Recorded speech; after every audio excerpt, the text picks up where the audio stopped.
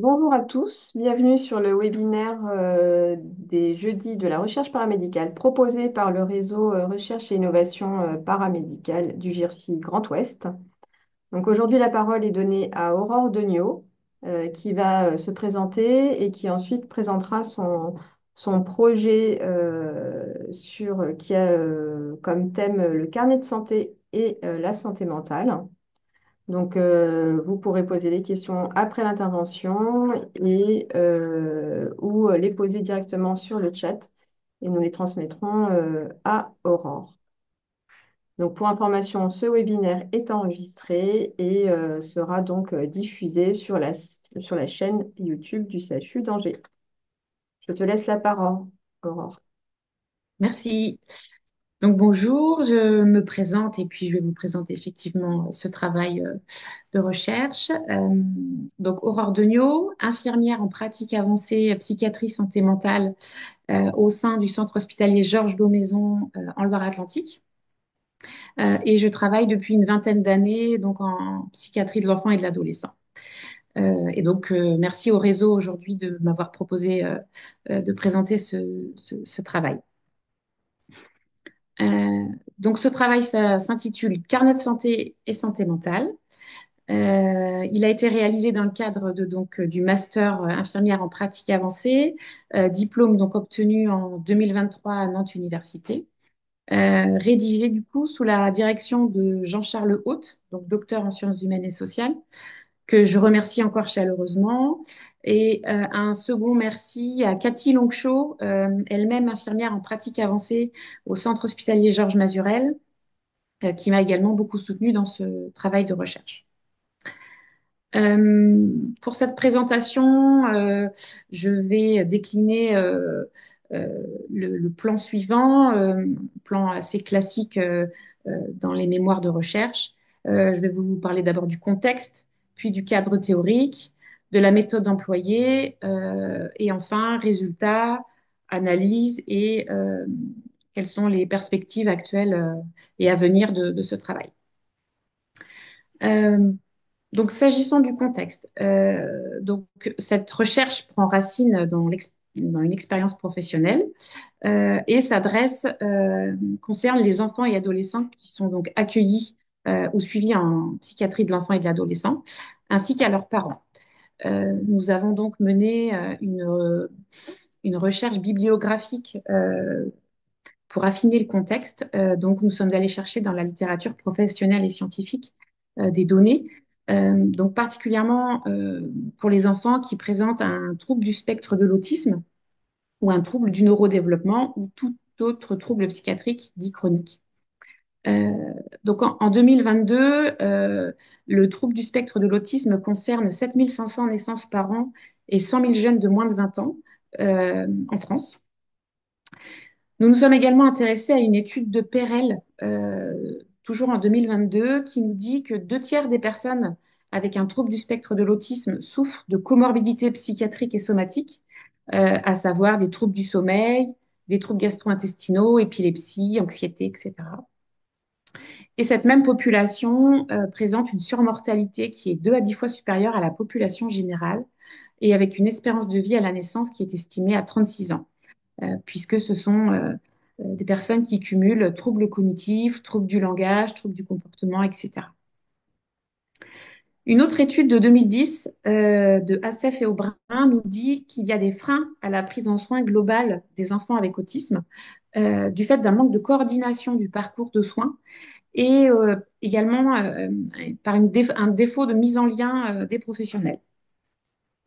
Donc, à l'issue de cette recherche bibliographique, nous nous sommes aperçus qu'il n'y avait pas d'écrit indiquant la pertinence du carnet de santé vis-à-vis des soins holistiques des enfants avec un trouble du spectre de l'autisme. Donc, nous avons réalisé une enquête préliminaire.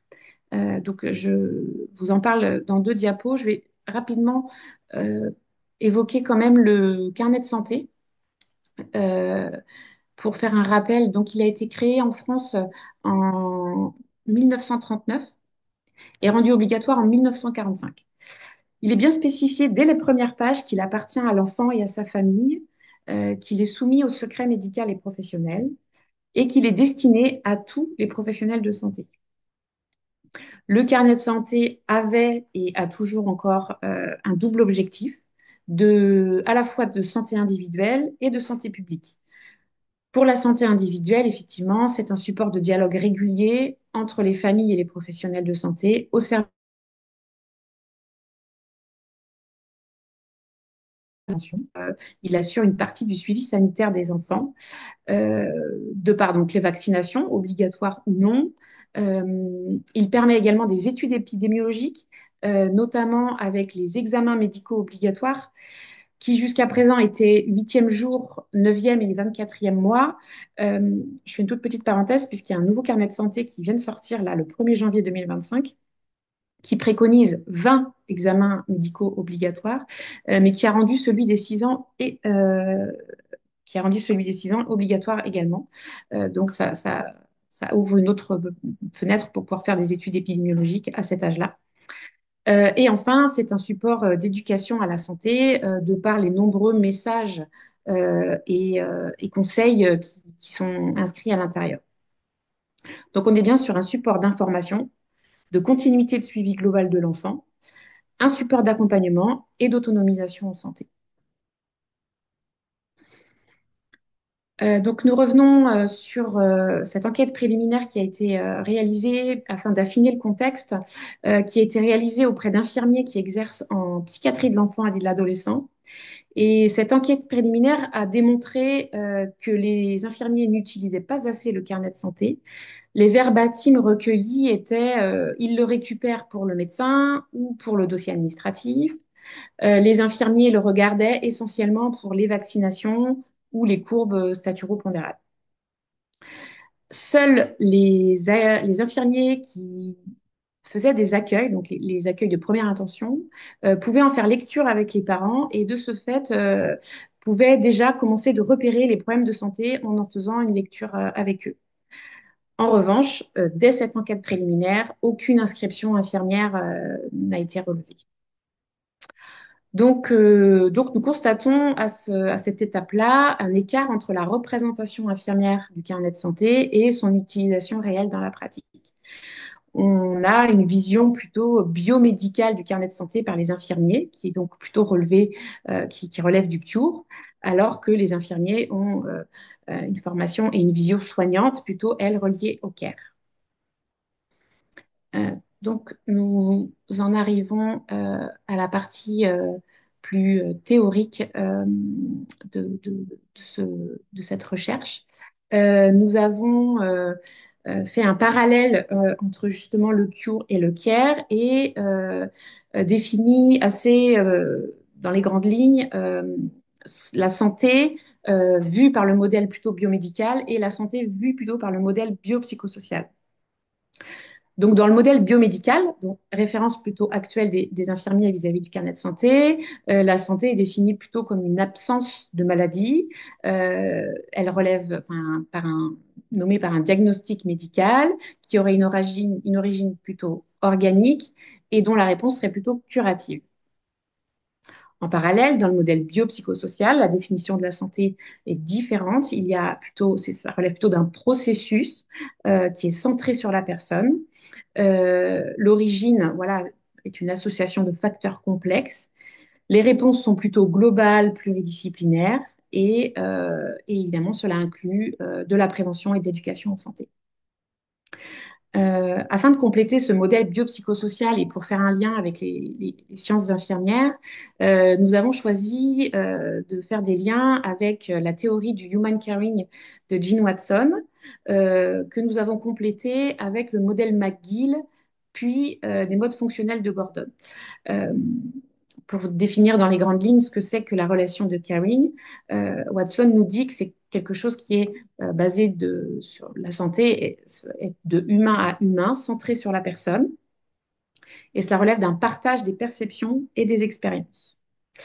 Le modèle McGill, lui, vient compléter ce caring, et McGill nous dit que la santé, c'est aussi un partenariat soignant, individu et famille, que la famille est un terrain d'apprentissage, et que les soins infirmiers s'appuient sur les expériences en santé. Et enfin, pour affiner encore un petit peu plus ce cadre théorique et pour passer un petit peu plus du côté de la pratique, nous nous sommes également intéressés aux 11 modes fonctionnels de Marjorie Gordon, qui correspondent en fait au diagnostic infirmier et qui permettent, lorsqu'on s'en sert, de faire des évaluations de la personne dans sa globalité et de faire un...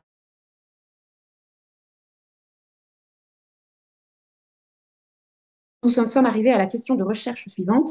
Carnet de santé en psychiatrie de l'enfant et de l'adolescent, quel exercice du CARE pour les infirmiers?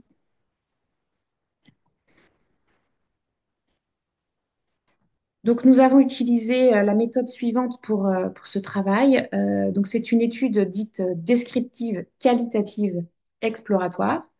Nous avons interviewé 13 infirmiers qui exercent en psychiatrie de l'enfant et de l'adolescent dans le secteur Nantes-Sud et Sud-Loire. L'ensemble des données ont été anonymisées. La collecte de données s'est faite donc par entretien individuel semi-dirigé, par enregistrement audio, et ce jusqu'à saturation des données et ou redondance des verbatims. L'analyse est dite, elle, catégorielle. Donc, nous avons catégorisé l'ensemble des verbatims et des éléments recueillis via une grille de lecture qui s'est appuyée sur les modes fonctionnels de Gordon. Tout au long du processus de recherche, la tenue d'un journal de bord a été effectuée et nous avons également bénéficié de guidance collective dans ce travail. Nous avons également émis les hypothèses suivantes dans ce travail. Les hypothèses sont que les infirmiers mobilisent différentes théories dans leur pratique quotidienne, mais sans pouvoir les identifier réellement.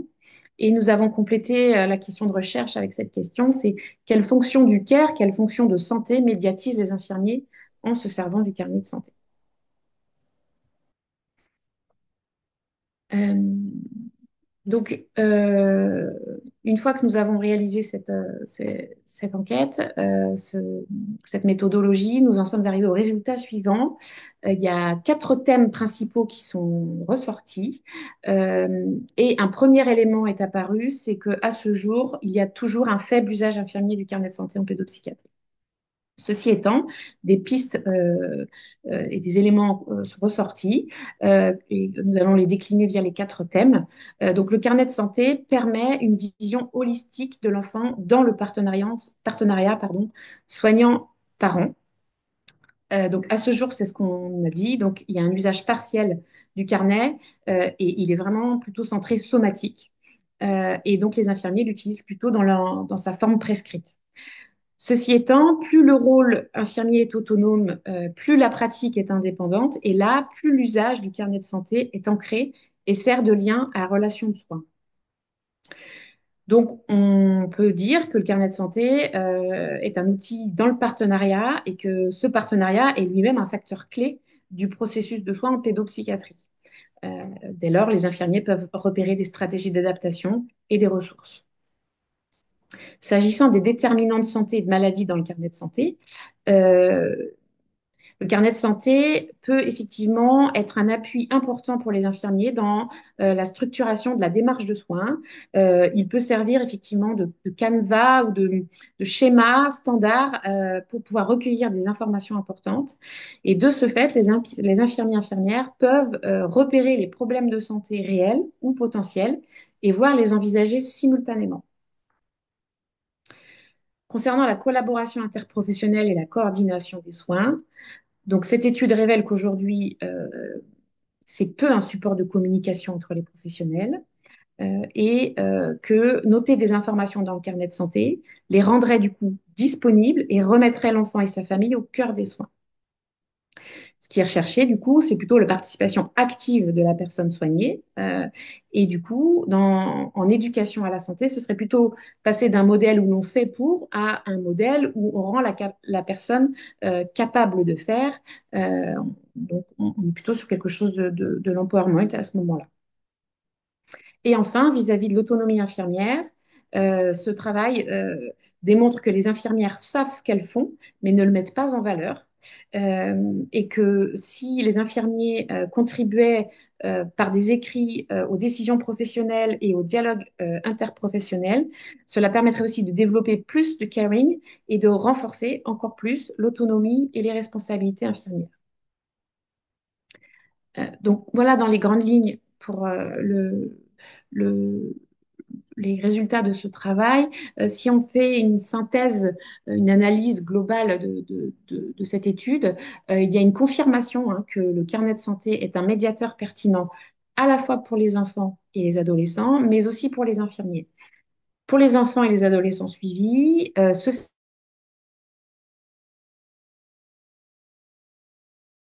entre justement le care et le cure, et là pour une prise en soin holistique. Il permet, comme nous l'avons déjà dit, un repérage des stratégies d'adaptation vis-à-vis des expériences vécues en santé et en maladie, et de fait, un repérage également des ressources qui ont déjà été utilisées par les enfants et les familles. Concernant les infirmiers, comme déjà dit également, il permet le recueil de données et c'est du coup un appui au diagnostic infirmier. Et c'est un outil de partenariat soignant-soigné et de coordination professionnelle. Concernant l'absence d'écrit hein, qu'a révélé cette étude, effectivement, il y a un manque d'autonomie infirmière. Nous sommes sur des savoir-faire et l'idée, ce serait de promouvoir plutôt les savoirs en s'appuyant sur les sciences infirmières qui sont encore à développer.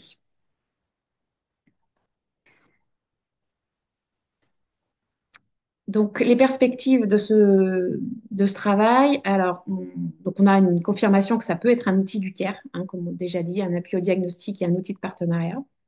Ceci étant, nous nous sommes posé quand même quelques questions à la suite de ce travail, notamment un parallèle entre le carnet de santé et le dossier de soins informatisé, voire même voilà, le DMP là, qui existe également. Nous nous sommes interrogés sur à qui appartenaient les données de santé, puisque le carnet de santé est à la maison, ou en tout cas avec l'enfant, et le dossier de soins informatisé, lui, est plutôt du côté des professionnels.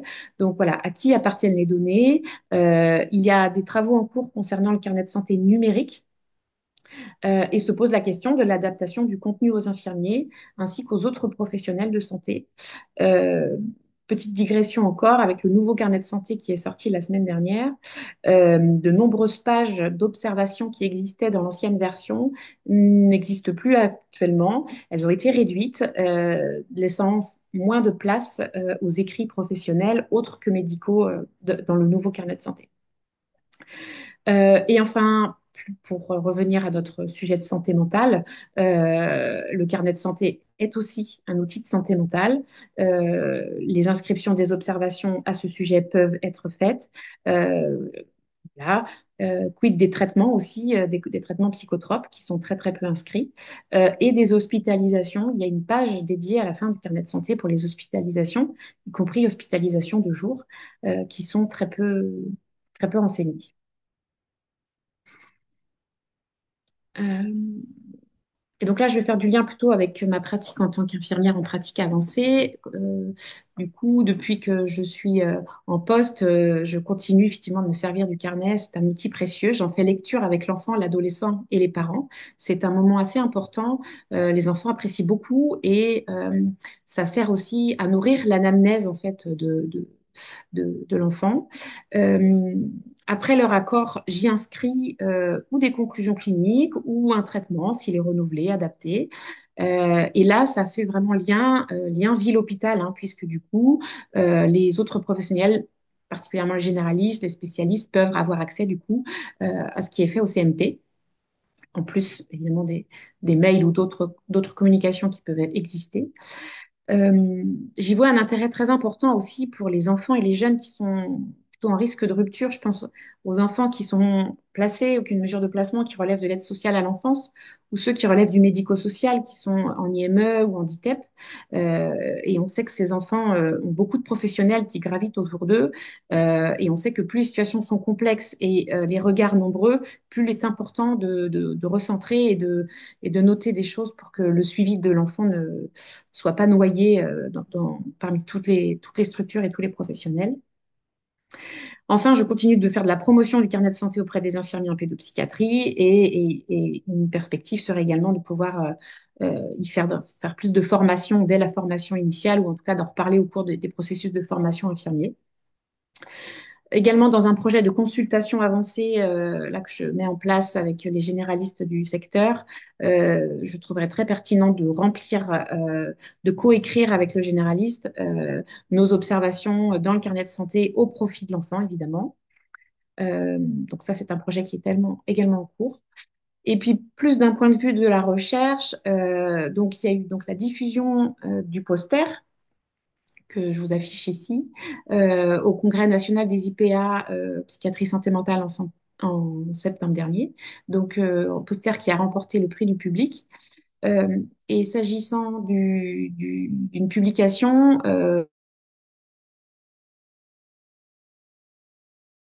mentale qui est en cours de lecture. Donc voilà, c'est en cours.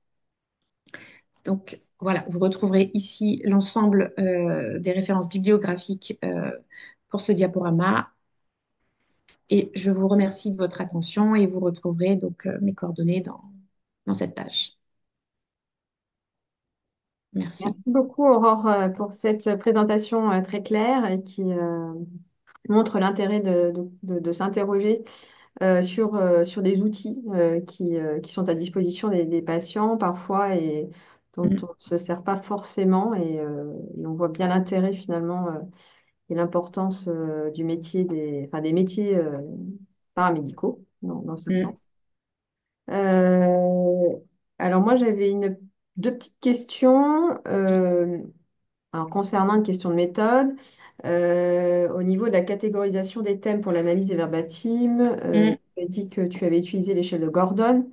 mm. Est-ce que, on va dire plus sur l'aspect, est-ce que tu as utilisé un outil informatique? Parce que c'est souvent des questions qu'on a au sein du réseau. Quels sont les D'accord. outils qu'on Mm, peut utiliser pour des enquêtes quali? Voilà, est-ce que... ouais. Non, j'ai pas du tout utilisé d'outils informatiques, c'était vraiment manuellement. Alors, l'avantage des modes fonctionnels, c'est que du coup, c'est déjà une pré-grille en soi, puisque tous les besoins sont répertoriés et que du coup, mon questionnaire, c'est quasiment basé que là-dessus. Donc, c'était très facile après d'analyser, puisque je piochais en fonction des différents besoins, si l'infirmier ou l'infirmière s'en servait pour ce type de besoin. Par exemple, le premier besoin, c'est perception et gestion de la santé. Eh bien, oui, on va chercher cette information dans le carnet de santé, ou non, je n'utilise pas le carnet de santé, mais je pose quand même cette question. Voilà. Donc, en fait, par rapport à la méthodo, je ne me suis pas utilisé d'outils informatiques. Peut-être que ça aurait été aidant, mais de par cette grille, c'était déjà assez facilité. En fait, les informations étaient facilement trouvables, je trouve. Mm. Mm. Et donc, tu as préféré juste rester sur une analyse quali, il n'y a pas eu d'analyse quantitative finalement qui a Non, été dessus. alors ça n'a pas du tout été proposé ni par mon guidant de mémoire, c'est pas non plus un souhait de ma part. Je pense que manque de temps, comme c'est au cours de la formation, de fait, le temps n'est pas le même, il est compté, donc voilà, on va au Mhm. plus précis, au plus facile, je pense. Mais c'était que qualitatif. Bon, après, effectivement, on aurait pu avoir une double lecture, mais là, c'était que quali. Mm, Mhm. Et mm, donc, ma deuxième question, qui est plutôt sur le après, on va dire, peut-être, justement, on a vu les perspectives et les possibles qui sont autour de ce carnet de santé, et comme tu l'as dit, qui a changé là. Et d'ailleurs, tu nous parles des enfants en TSA ou qui ont des TND, et mm, je crois savoir que finalement, il y a quand même, du coup, enfin, a été ajoutée une évaluation des signes de TND dans ce mm, carnet de santé. Donc, on mm, voit l'importance du sujet. mm, Est-ce que finalement, quelles sont les données qui pourraient être traitées hein, pour une recherche à venir paramédicale d'après toi, quelles sont, voilà, est-ce qu'il y a des données qui, toi, tout de suite, là maintenant, euh, pourraient faire,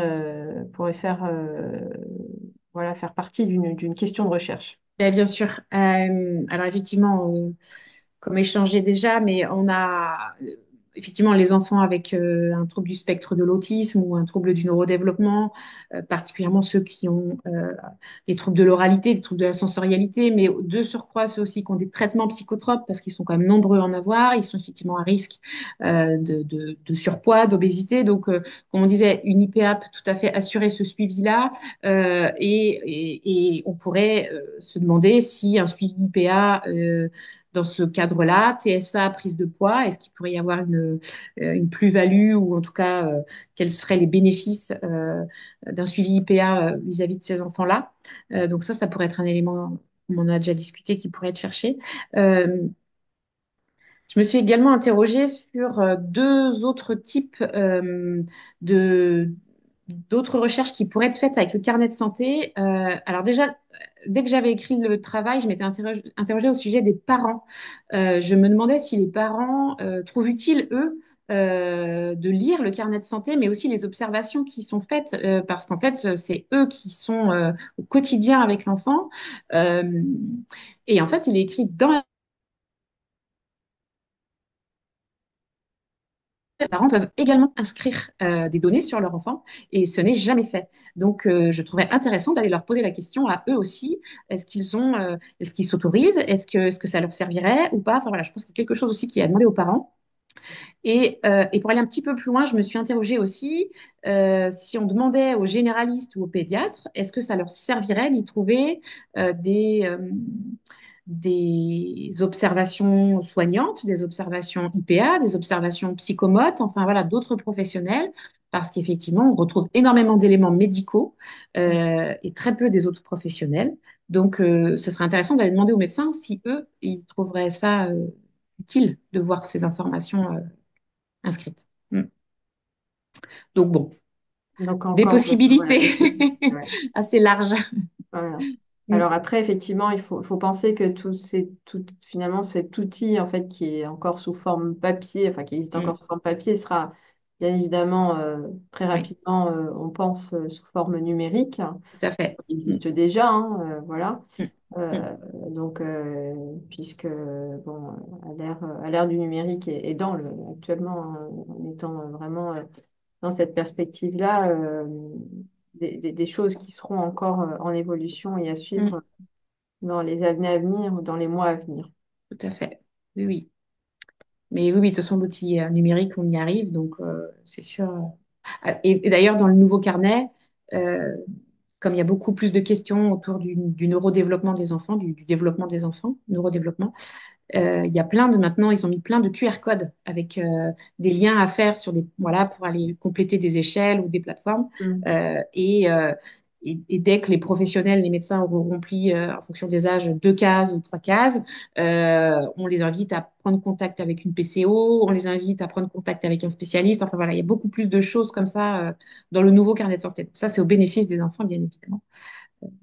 Oui, oui, oui, ce sera c'est la fin, voilà, c'est le futur de pouvoir se servir des outils numériques aussi en santé mentale. Mm. Mm. On arrive à la fin de ce webinaire. Bon. Merci encore, Aurore, Merci à vous. pour la présentation. On a hâte de voir effectivement l'article publié, donc qui est en Ben, cours de j'attends, oui, oui. lecture. Oui. Mm. Et on le diffusera avec plaisir sur le réseau.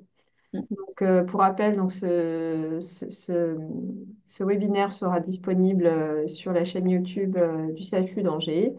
On le diffusera aussi sur nos réseaux sociaux, de façon à ce qu'un maximum de professionnels puissent y accéder. Et on se fera un plaisir aussi de relayer les questions si voilà, on a des Oui, questions c'est à bon. vous faire passer Mm. ou des professionnels qui souhaiteraient peut-être développer des recherches avec vous sur les questions qu'on a pu aborder à la fin de ce webinaire. Avec plaisir. Merci beaucoup. À Merci. bientôt. Oui.